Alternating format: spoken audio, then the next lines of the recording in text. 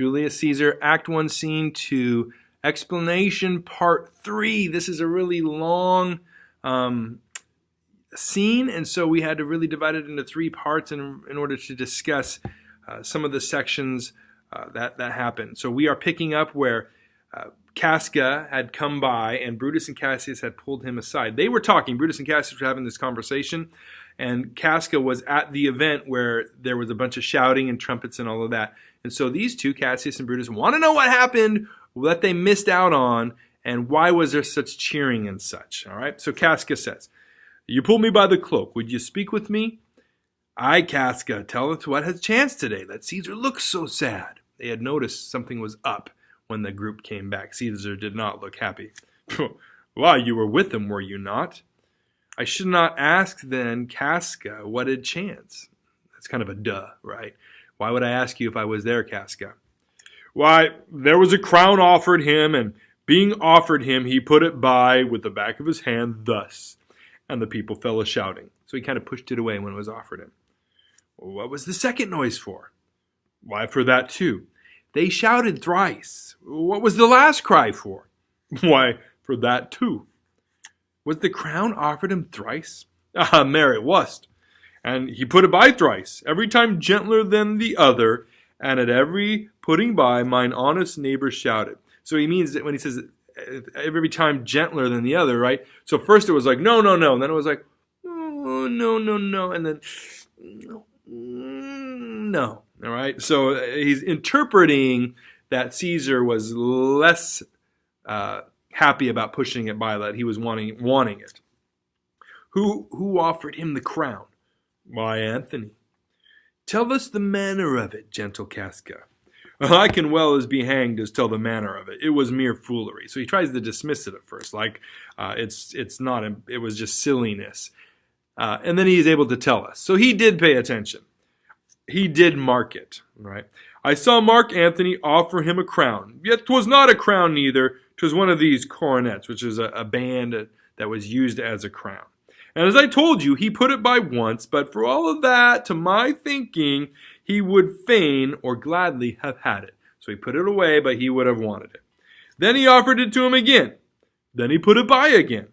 But to my thinking, he was very loath to lay his fingers off it." Loath means you hate something. So he hated to let it go. "And then he offered it the third time.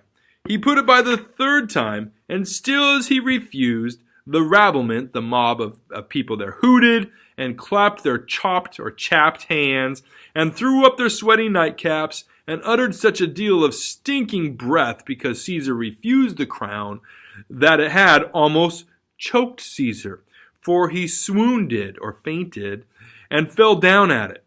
So he's insulting the common people at this point, right? He's like, Caesar put it by 3 times, and every time he did, all the lowlives around him were like all clappy clappy, excited that he put it by, and that their breath stinks and their clothes are sweaty and nasty, and that their breath smelled so bad that Caesar fainted. Now, that's not the reason that Caesar would have fainted. They think perhaps he had epilepsy, right? And so they're referring that maybe he had an episode here. But Casca's kind of, blunt and crude here, so he's insulting the common people. "But soft, I pray you, what did Caesar swoon?" "He fell down in the marketplace and foamed at the mouth and was speechless." He had a seizure. Caesar had a seizure, right? "'Tis very like he hath the falling sickness," like he has epilepsy. "No, Caesar hath it not, but you and I and honest Casca, we have the falling sickness." So Cassius is turning that to mean something else, right? We are falling down in the light of Caesar's growing power. Not that they have epilepsy, but they are becoming weaker and meaningless in Caesar's rise to power. "I know not what you mean by that." So Casca plays dumb, right? "But I am sure Caesar fell down. If the tag-rag people did not clap him and hiss him according to as he pleased and displeased them, as they used to do the players in the theater, I am no true man." In other words, the crowd just kind of claps and boos what they want to. You can't really trust what they think or feel. "What said he when he came unto himself?" "Marry, before he fell down. When he perceived the common herd was glad he refused the crown, he plucked me ope his doublet and offered them his throat to cut.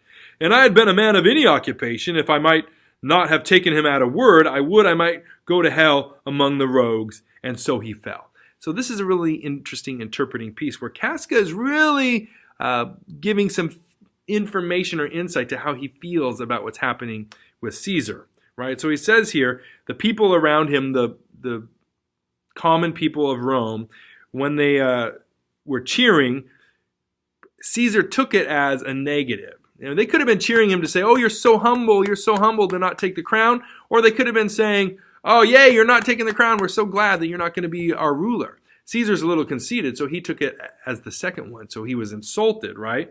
And this is where he said, he plucked me ope his doublet, he pulled open his jacket, and offered them his throat to cut, right? So like, oh, if you don't want me, if you don't love me, then just kill me. And this is what Casca says. And had I been a man of any occupation, if I was a man of action, right? If I would not have taken him at a word, I might go to hell among the rogues. What does that exactly mean? In other words, if I was a man of action, I should have taken him at face value, and I would have cut his throat for him, right? So he's basically admitting he is not happy with what's happening with Caesar, but he's doing it in a kind of a sarcastic, joking kind of way. And this is where he passed out. When he came to himself again, he said, if he had done or said anything amiss, he desired their worships to think it was his infirmity, his ailment, his sickness, right? 3 or 4 wenches, where I stood, cried, alas, good soul, and forgave him with all their hearts. But there's no need to be taken of them. If Caesar had stabbed their mothers, they would have done no less. So he woke up, and he apologized for anything he had said that maybe was misinterpreted, and said it was just because I was sick. And so Casca insults these women that were around him. He says they were these young women, but wenches is not a nice term for them. And they would forgive Caesar no matter what he did, even if he had killed their own mothers. All right. And after that, he came thus sad away. Aye. Did Cicero say anything? Aye, he spoke Greek. So Cicero said something to somebody, but it was in Greek. To what effect? Nah, and I tell you that, I'll never look you in the face again. In other words, I can't tell you that. So if I could tell you, I wouldn't be able to look at you again because I don't know Greek. But those that understood him smiled at one another and shook their heads. But for mine own part, it was Greek to me. This actually has become a saying, an idiom in the culture. If you don't understand something, you're like, it's all Greek to me. So Casca said I couldn't understand what they were talking about. I could tell you more news, too. Marulus and Flavius, for pulling scarfs off Caesar's images, are put to silence. In other words, maybe they were killed, maybe they were put in jail. We don't know. But these are the guys that took the decorations off earlier. Fare you well. There was more foolery yet, if I could remember it. He remembered quite a bit, didn't he? Cassius, though, is interested in talking to him now that he has given some clue as to his sentiment or dislike of Caesar. Cassius, will you sup with me tonight, Casca? No, I'm promised forth. Will you dine with me tomorrow? Aye, if I be alive and your mind hold and your dinner worth the eating. So again, this sarcasticness, right? If I'm not dead by tomorrow and you still want to eat with me and if your dinner's any good. Good, I will expect you. Do so, farewell both. What a blunt fellow is this grown to be. Brutus thinks he's kind of dull, kind of dumb. He was quick mettle when we went to school. He was smart. He was lively. So he is now in execution of any bold or noble enterprise. However, he puts on this tardy form.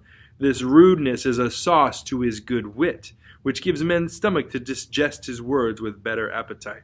In other words, he kind of plays the sarcastic, foolish guy because it kind of gives him an in with people. Right? They're kind of disarmed by his joking, brusque, sarcastic manner, and he's able to say what he wants. And so it is. For this time I will leave you. Tomorrow, if you please to speak with me, I will come home to you. Or if you will, come home to me, and I will wait for you. I will do so. Till then, think of the world. So Brutus basically says, we can talk later, and he leaves. Cassius then, says, all right, think about what I've said. So now it's only Cassius standing here by himself on stage, which is a soliloquy which is someone doing a monologue with no one else around. So it's either one of two things. One, he's just crazy talking to himself, or two, as the audience, we can know what Cassius is thinking. So here's what he says.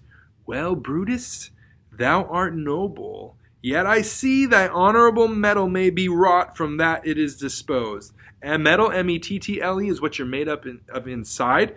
But so your honorable inside, code of honor may be wrought or worked like iron away from your natural form. In other words, I might be able to manipulate you. Therefore it is meet that noble minds ever keep with their like, for who so firm that cannot be seduced? So if you think a certain way, or you have a certain level of morals or honor, you should be around people like you. Otherwise, you might be torn away from your beliefs by someone that wants to use you or manipulate you. Caesar doth bear me hard, but he loves Brutus. So he recognizes that Caesar doesn't like him, but he likes Brutus. If I were Brutus now, and he were Cassius, he should not humor me. So in other words, he knows that not enough conversation has happened for Cassius and Brutus to have an alliance here.